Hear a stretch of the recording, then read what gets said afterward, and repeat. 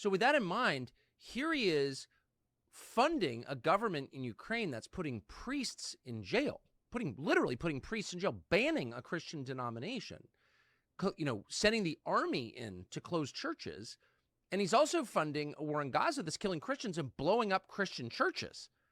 So how can a Christian be in favor of using U.S. tax dollars to kill and imprison other Christians? I don't understand that. What is that? Yeah, you can't be. It's called a hypocrisy, is what that's called. That is completely against every tenet of our Christian faith. It's against what the Bible says.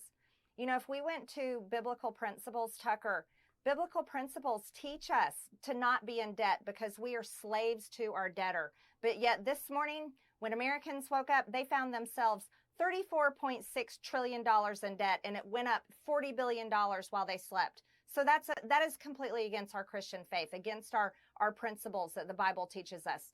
But to fund the murder every single day, to fund a war, to pay for it, to continue it, to advise it, to have our CIA on the ground over there running that war in Ukraine against Russia, nuclear armed Russia.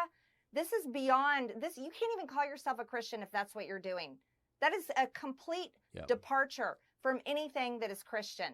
And I would argue funding wars all over the world is a complete departure. Because here's the truth. They lie to us every single day, Tucker, telling us that Vladimir Putin and Russia is going to continue and march across Europe and take over Europe. That is a complete lie, because that is not what we are seeing with our eyes. And that is not what recent history is showing us. And that is not the statements of Vladimir Putin and Russia. That is not what they are saying they want to do.